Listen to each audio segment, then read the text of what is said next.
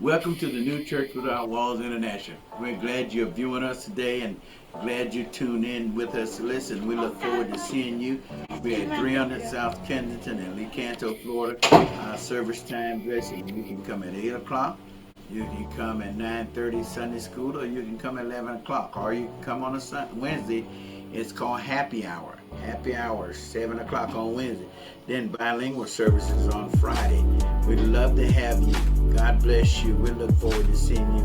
If you're in our neck of the woods, don't forget to stop by 300 South Kensington, Lecanto, the New Church Without Walls International, where all people are somebody special. And there's no perfect people.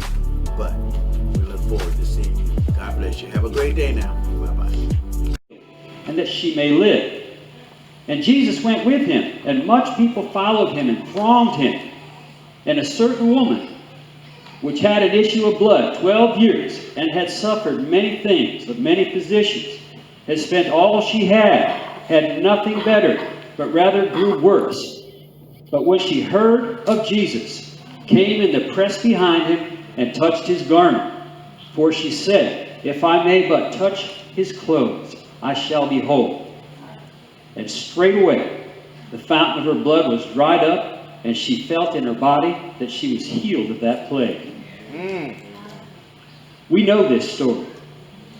We know that God says, only believe. Glory. If we only believe, we change the world.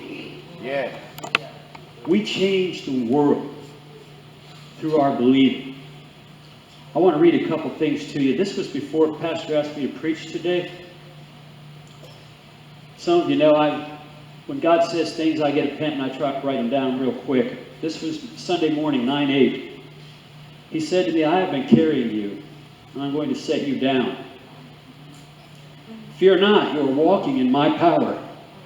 My strength is sufficient. Look neither to the right or to the left, but keep your eyes on me, your provider. You're all in all.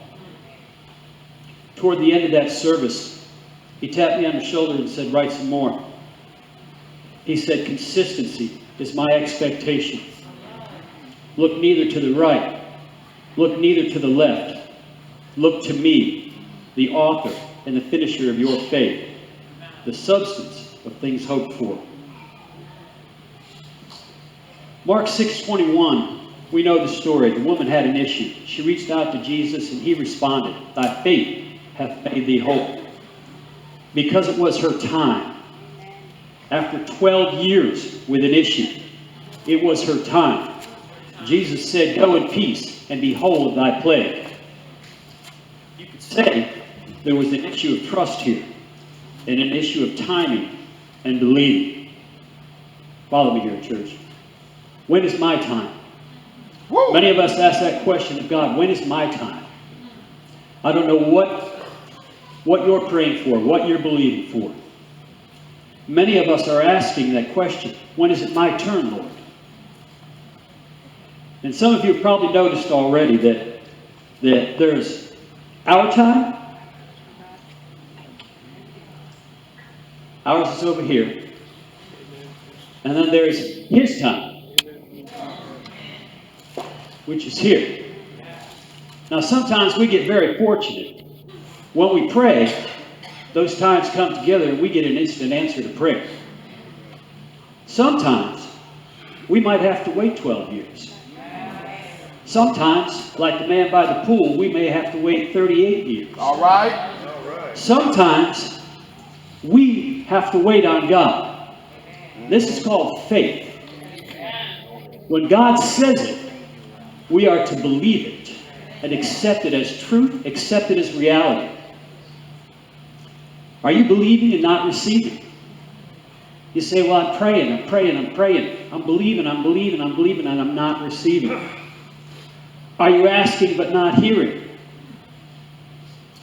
As we get closer and closer to his time, All right. as we press in, when we take our time and we move toward the Word, and we look at the Word, His time doesn't seem to take as long. As we become more intimate with our Creator, timing becomes less of an issue. We live in our society where we want everything right now. And if I don't get it right now, something's wrong. Am I praying wrong? Am I reading the wrong book? What am I doing here? Am I missing open doors in my life? Does the enemy have me distracted? Lord, what's going on here? When we first enter into this relationship, we respond with joy and thanksgiving, like the woman with the issue. She was thankful. Jesus said, go your way. We have just encountered the living, supernatural God of creation. I am. And immediately, she activates her faith. Jesus said, who touched my clothes? She just got close enough to just touch his hem. He said, who touched my clothes? His disciples said, Master, there's people all over the place. Jesus knew that virtue had left him. Yes. And he looked at her and said, your faith has made you whole. We learn he is capable of doing all things. Whatever we need, we can count on him. But sometimes we keep counting and counting and counting.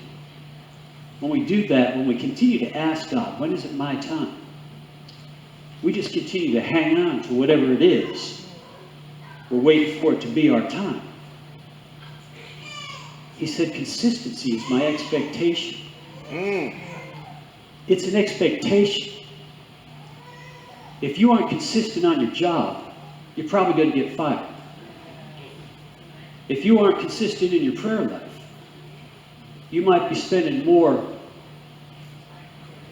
of your time over here and not over there. His time is not our time. And our time is not his time.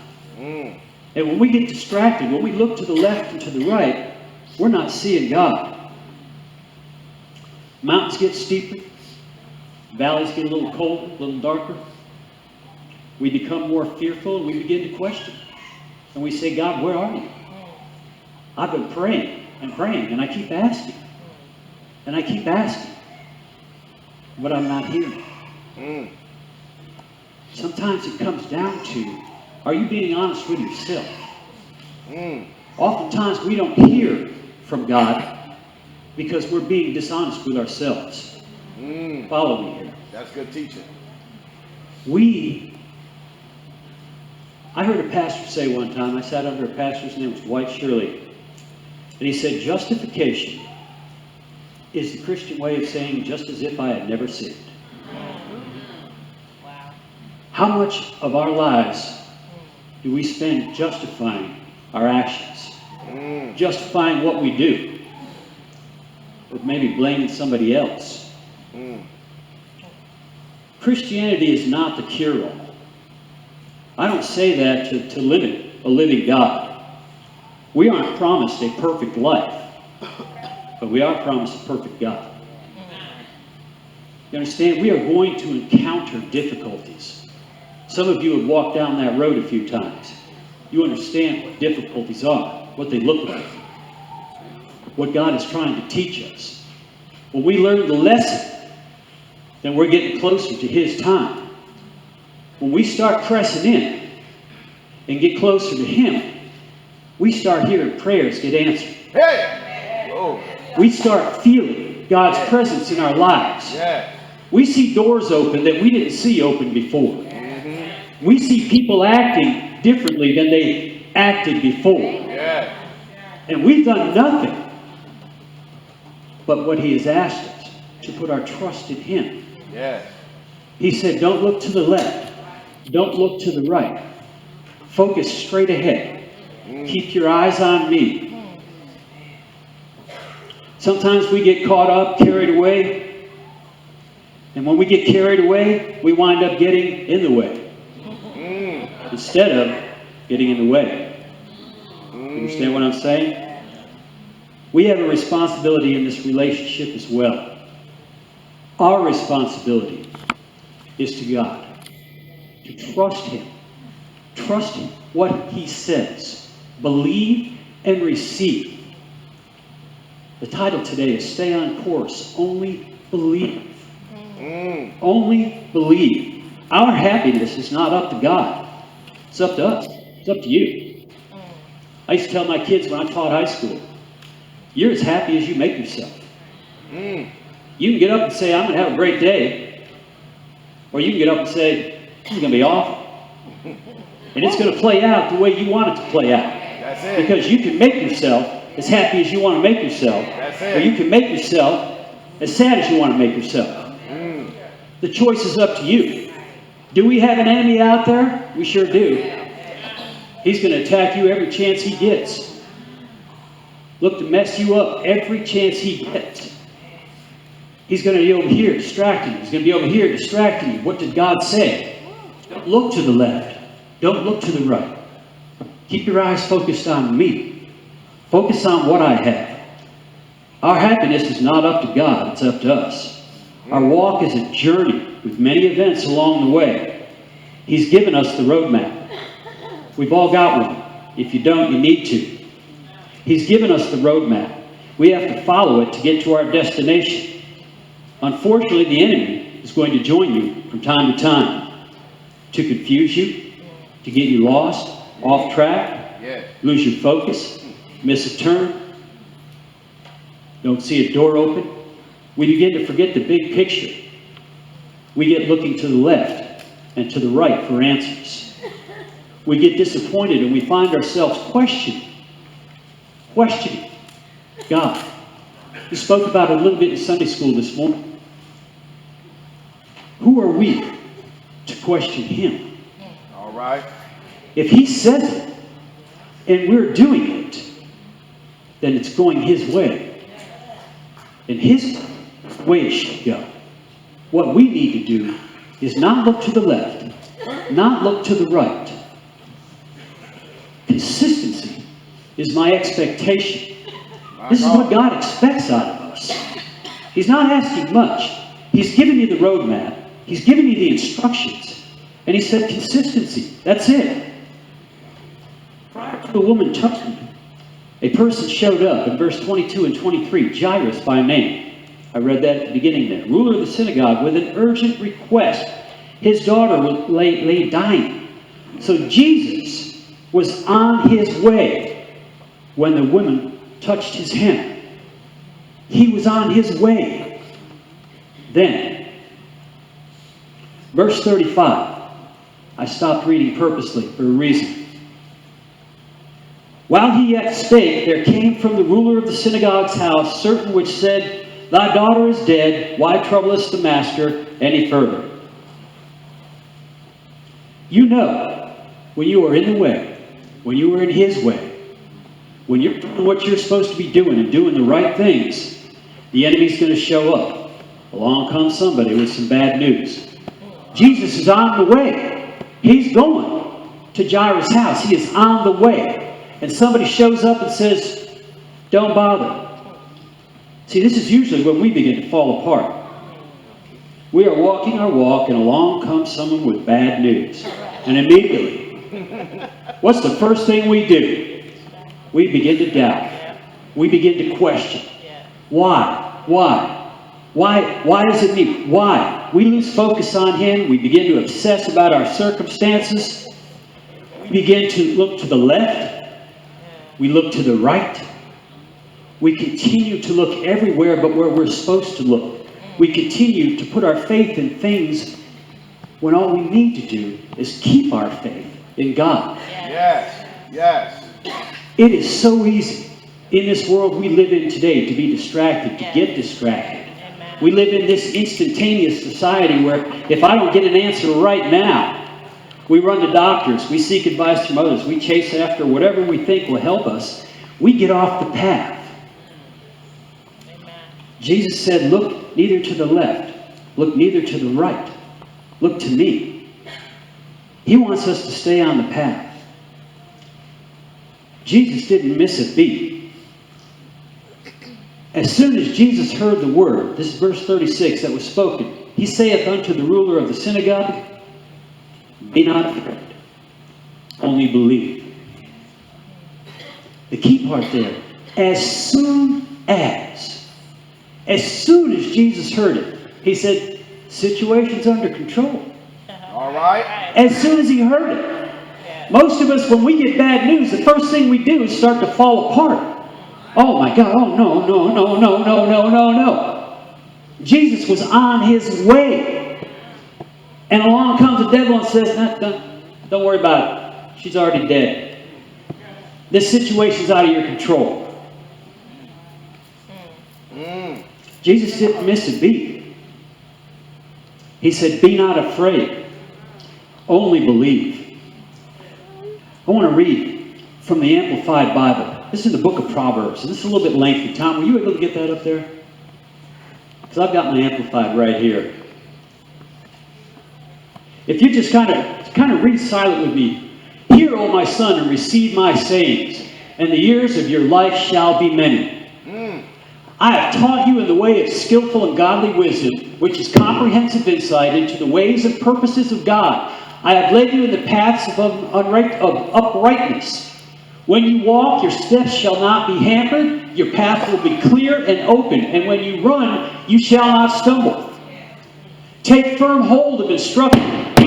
Listen to what God says. Do not let go. Do not let go.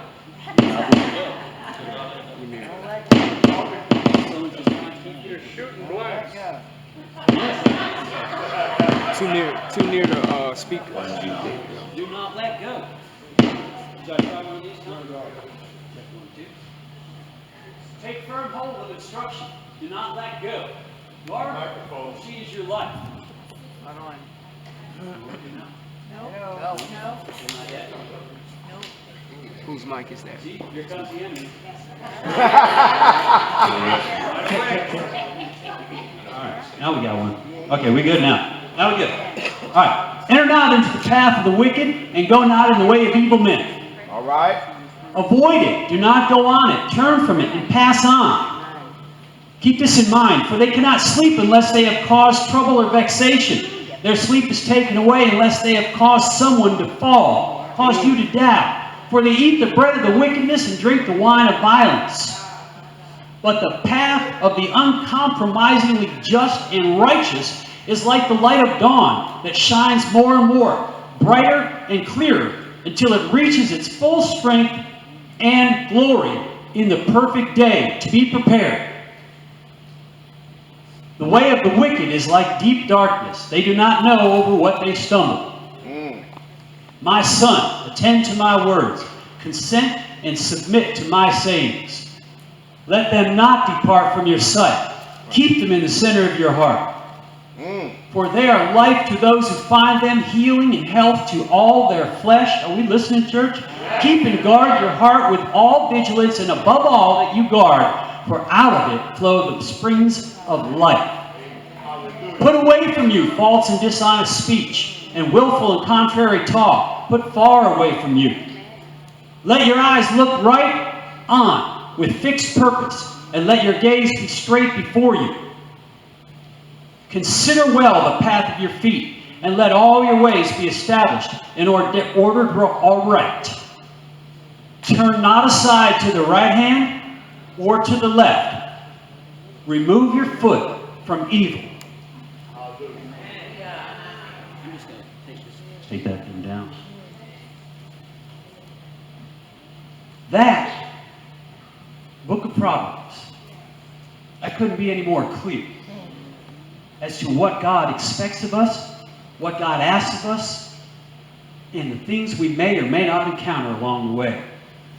Are you staying on course? Do you read every day? Do you study every day? Do you pray every day? If you're doing this, are you getting answers to prayers? If you're not, be honest with yourself. Find out where you left the door open in your life. All right. In the spiritual warfare class I've been teaching on Wednesday nights, we leave doors open. When we knowingly and willfully sin, we leave doors open. And that just allows the enemy to come in. You know, it's like, just leave your door open a little bit. You know, just open your front door, leave it open a crack, and then go to bed. How comfortable are you? All right? Every time we walk away or disobey the Word of God, we're opening doors. the Yes. things that we don't want. And then we turn around and we say, God, why aren't you listening? Why aren't you answering my prayers? Jesus said, be not afraid, only believe. It's our choice. Our choice. We are free agents. We can go anywhere, do anything, believe or not believe, trust or not trust, love or not love. This is your decision. To have a relationship means you will be there at the appointed time and place. You don't walk away. You don't look to the left or to the right. Others are depending on you as you are depending upon Him. Only believe. Think about it. What do you need? He is here. Pastor Vaughn, He is here. Amen. Keep it in mind. Pastor Vaughn.